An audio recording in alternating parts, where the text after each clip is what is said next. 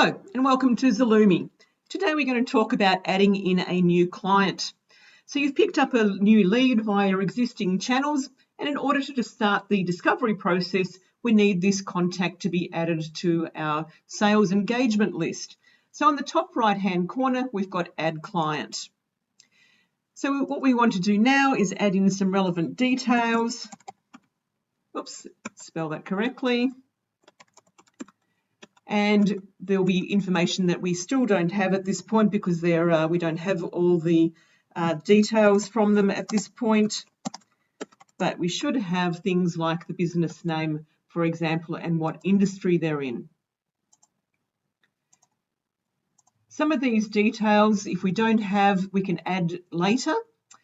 And if we don't have, for example, the business size, then we can perhaps add that later or update that as we go and develop our discovery information and get more information from that client. Email address, we want to have that.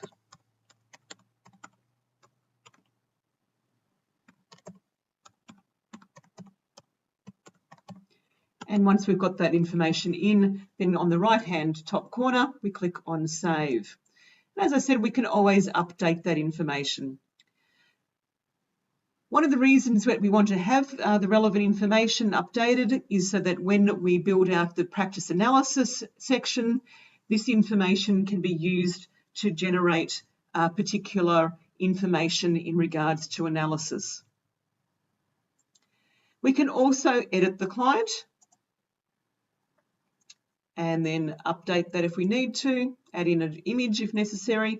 And if that is someone that later down the track we've lost as a prospect, for example, we can archive that client. So by archiving that client, they've gone from our list. On the top right-hand corner, we've got archived clients. We can view that one. And here is our Tom Jones. I can go back into him and restore him back to my original list. So there he is there. That's how easy it is to add in a particular client ready to commence your discovery.